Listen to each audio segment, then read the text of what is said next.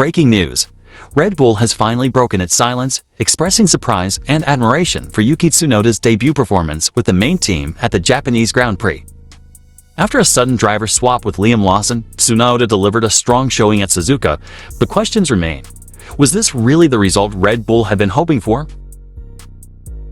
Meanwhile, Oscar Piastri has revealed why he chose not to attack teammate Lando Norris during the race, despite having incredible pace and a real chance to challenge both Norris and Max Verstappen.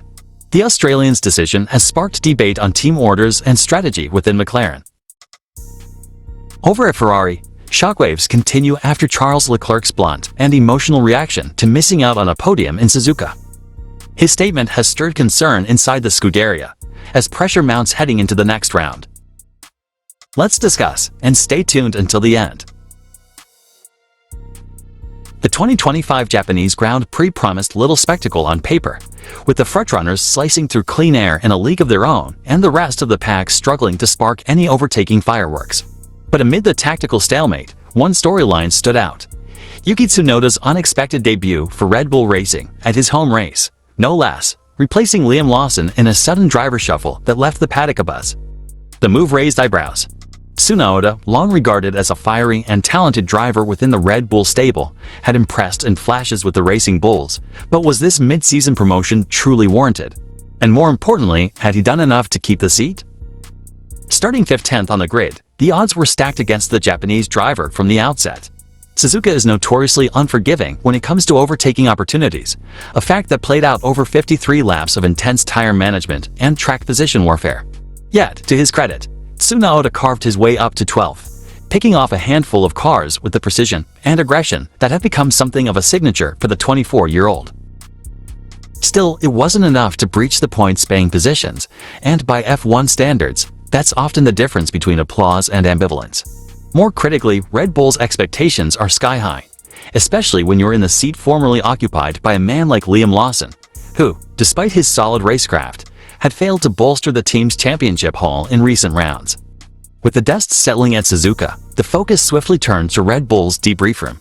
Would Tsunoda's performance be deemed good enough to justify the bold gamble?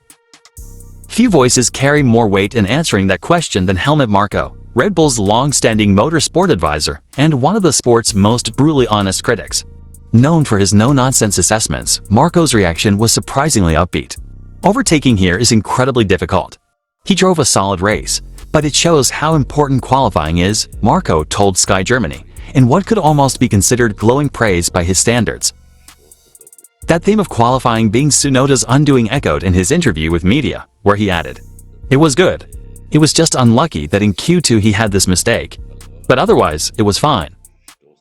Tsunoda, ever his own harshest critic, acknowledged his disappointment in post-race interviews, admitting he had mixed feelings about the result. The home crowd had roared in support, hoping for a fairy-tale finish, but instead witnessed a respectable, if unspectacular, outing. Still, context matters. Red Bull's mood after the race was lifted significantly by Max Verstappen's commanding win from pole position, his first victory of the season. Verstappen was faultless, executing a clinical performance that had Marko grinning from ear to ear. He didn't make a mistake, drove absolutely at the limit, only he can do that. He always controlled the distance masterfully. In that moment, the team's focus seemed to shift from experimental lineups to championship arithmetic. Verstappen's win not only halted a streak of frustrating results for the reigning champions, but also rekindled belief within the Red Bull camp. "We are far from giving up," Marko declared, reigniting hope that the title race is still alive, despite earlier stumbles. As for Tsunoda, his Red Bull debut may not have been a revelation, but it wasn't a disaster either. He did what he could on a track that offered little in the way of dramatic comebacks. The real question now is whether Red Bull sees him as a one-off solution or a potential long-term partner to Verstappen in the main team. Meanwhile, the 2025 Japanese Grand Prix was not short of drama, especially within the McLaren camp. While Max Verstappen claimed a commanding victory from pole position, all eyes in the final laps were glued to the orange machines behind him, as Lando Norris and Oscar Piastri hunted him down in tandem. Separated by mere tenths at the checkered flag, Verstappen, Norris, and Piastri crossed the line within just 2 seconds of each other. Yet, puzzlingly, no one made a move for position. The intrigue deepened post-race when Piastri revealed that he had requested McLaren to intervene and let him have a go at Verstappen, claiming he had the pace to take the fight to the reigning world champion. If Lando is still saving, I think he should go soon. I think I have the pace to get Max. But the team was unmoved. The response came swiftly. This is Lando's pace. Okay, like I said, I think I have the pace to get Max. Despite running just half a second behind Norris and showing impressive tire management and pace, the 23-year-old Australian was never granted the opportunity to attack.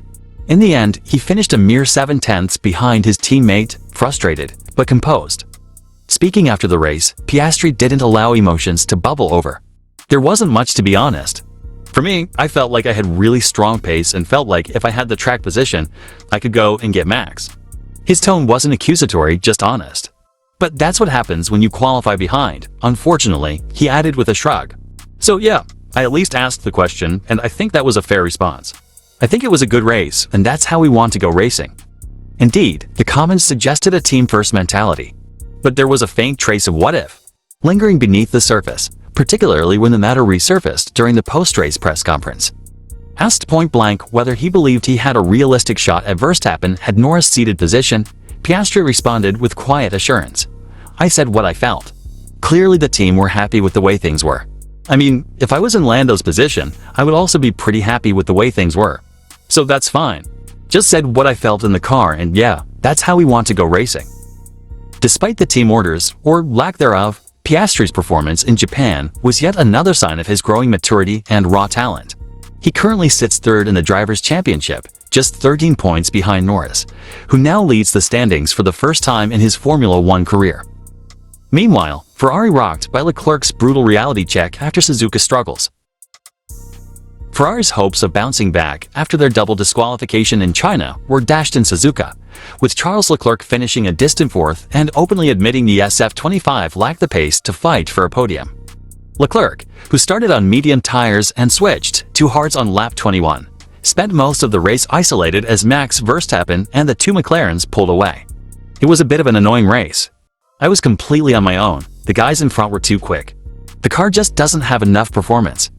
The Monegasque said Ferrari was particularly weak in the first sector and noted the gap to the front wasn't track-specific, warning that similar struggles could follow in Bahrain. Despite the disappointing result, Leclerc said he learned valuable lessons about the car this weekend, experimenting with extreme setups that showed some promise. Team principal Fred Vasseur acknowledged Ferrari remains to 3/10 off the front, urging the team to focus on improving the car rather than chasing rivals. We need to do a better job next week.